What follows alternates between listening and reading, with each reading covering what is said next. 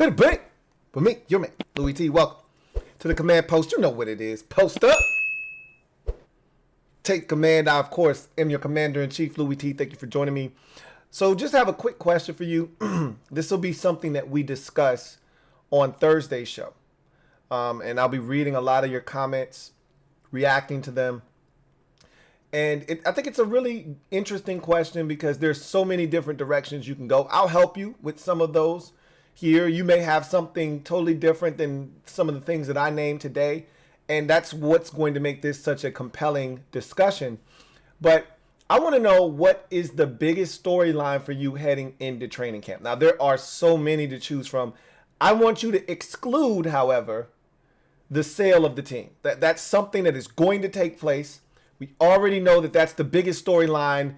That tops everything. We've talked about that. It trumps everything by about 50 million steps. Okay, so we don't need to bring that up or discuss the sale of the team. We know that's the biggest storyline. But aside from that, okay, on the field, football-wise, what is the biggest storyline heading into training camp for you? All right, individually, what are you looking to have solved? And look, ultimately, these things that we talk about may not be solved by training camp or in training camp or even in the preseason. We may not get a definitive answer on some of these things until we get into the regular season and see these guys play against the opposition. Until then, though, you get to camp, these are the things that you're going to be focusing in on. But what's the one thing you're going to be focusing in on more than anything else as we head to training camp?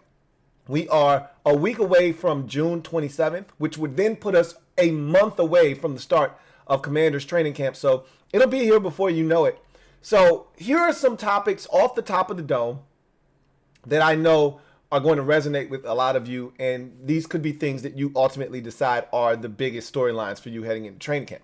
Obviously, Sam Howell, I think, probably tops the list for most of you. There's so many different ways we could go with that conversation.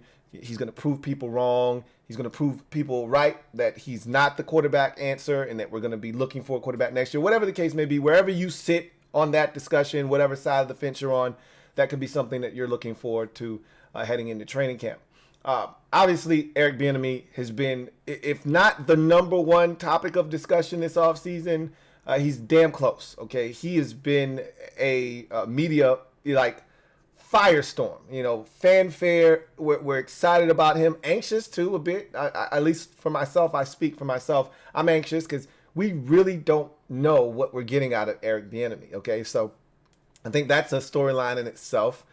You've got the contract situations of Montez Sweat, Chase Young, and Cam Curl, all guys that, we want back, or some of us do. Some of us have maybe given up on a guy like Chase Young. I don't know about how some of you feel about him or not, but whatever the case may be, all of those guys are in contract seasons. They're not alone. There are other players that also will be playing for contracts, but those are the most notable. And especially with Tez and Young, those two guys are probably competing for one contract. So is that the biggest storyline? Is that the thing you're going to go into camp really looking at?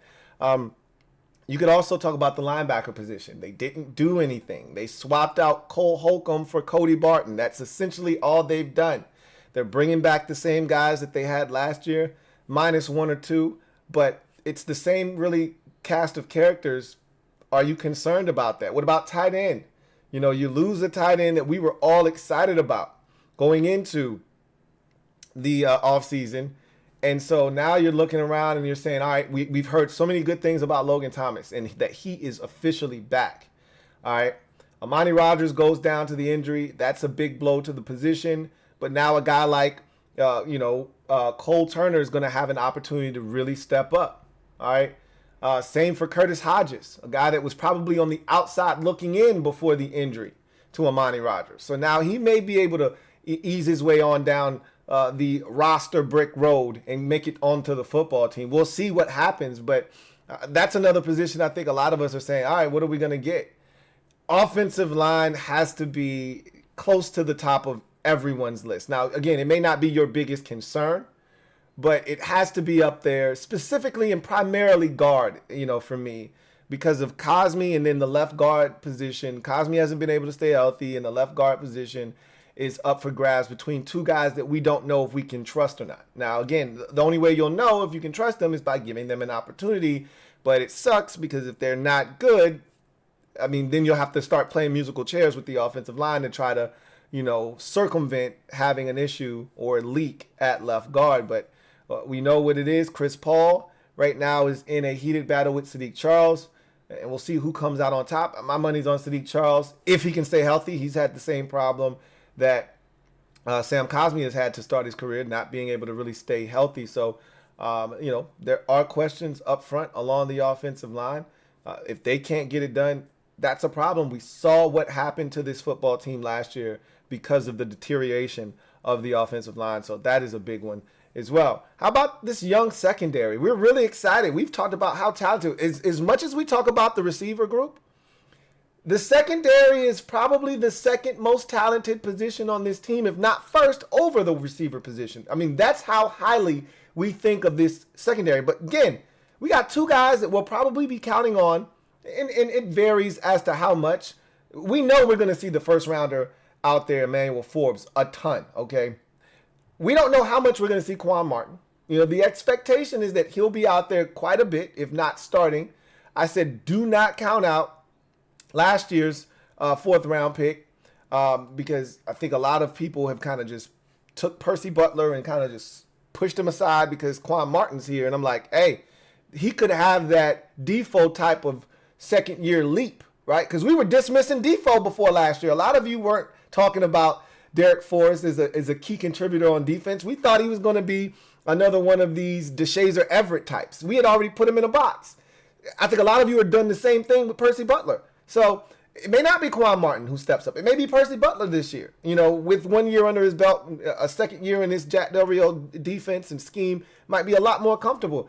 And Martin might have to make that transition. Who knows? We'll see. Whatever the case may be, whether we're counting on Percy Butler, a second-year player with limited defensive experience, or Quan Martin, a rookie, or Emmanuel Forbes, a rookie, or Benjamin St. Juste, a third-year player who's, been injured in his first 2 years as well. Well, whatever the case, these are all young players. Third year, second year. Defoe is a third-year player. And in two rookies, it's a young secondary. However you want to slice it. Can we rely on a young secondary? The last time we took a young secondary, or at least a secondary that didn't have a lot of experience together, we had this communication problem a couple of years ago. If you remember, all these big balls going over the heads of our defensive backs, giving up these huge touchdowns, and all we kept hearing is lack of communication, lack of communication, lack of communication. Is this going to be a problem with this young secondary? I don't know. And how about this? Everything that we've talked about has overshadowed this. This was one of the biggest problems we had after we got through last season. They've got to fix punt and kickoff return, right? We got to find us a return man. They've done nothing. Now, obviously, they brought in an undrafted rookie out of UCLA who we think has a chance to make the football team in Kaz Allen.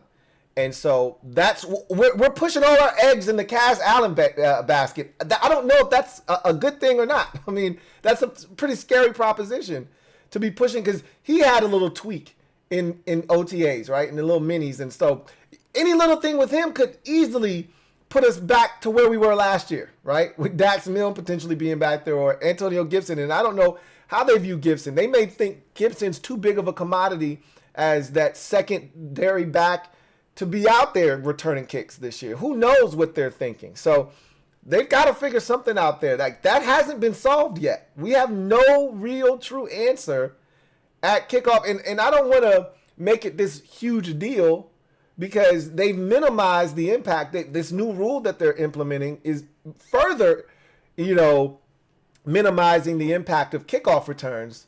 But that wasn't our biggest issue. Our biggest issue was punt returns. So that's another storyline, if you ask me. And again, how high is that on your list? I don't know. But that's still something that I feel like could be discussed. Anyway, I digress. I don't want to talk your head off because I could. You guys know that I can. I just want to know what your biggest storyline is heading into training camp. I mean, I've given you a bevy of topics to choose from. There could be 3 or 4 or 5 more that I didn't bring up that are way more important to you. Again, I want you to omit the sale of the team because we know that is the biggest storyline heading into training camp, because there's a good chance that it's still not done. They've set aside 2 dates for the owners to meet, July 20th, all right, and then the 8th of August. Something's going to get done within that time frame, I believe, and I think it's going to be the latter date, not the former. I think it's going to be that August 8th date that ultimately seals the deal and gets this thing turned over to the Harris Group, and then we can move forward with that process. But we know that's the biggest storyline, so we don't need to bring that up. I'm talking about on the field football related storylines. What's the biggest one for you as the Washington Commanders head into their second training camp as the Commanders franchise? Leave it down in the comment section. Again, I'll be reading some of the better comments on Thursday night's live stream. We'll react to them and see what you guys are feeling as we start to get closer and closer to the month of July, which means we're getting closer and closer to training camp, which means we're getting closer and closer to football being on our television screens for the next, say, August, September, October, November, December, January, and February, pretty much roughly 6 months. So it's almost time. Bart Scott, can't wait. Until then, you guys have a good one. I'll see you next time. You know what it is. Post up. Take command. I'll see you guys on Thursday night for the Command Post Live. Until then, be easy.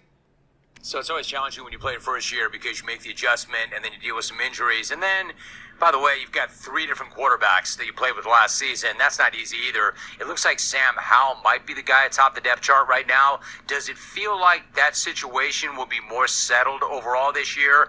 And how has he looked so far in OTAs? Yeah, I think we got our quarterback situation settled. I think Sam Howell's going to be our guy. I have complete faith in him. He's a guy who I always say this. He makes throws look super effortless on the field. He's been a great leader. He's learning how to lead an NFL offense. He's just learning the ropes just as we are. Being in a new offense. So I'm super excited for him. I can't wait to get out there and just make plays for him, and make his life and his job easy as possible. So I can't wait for it.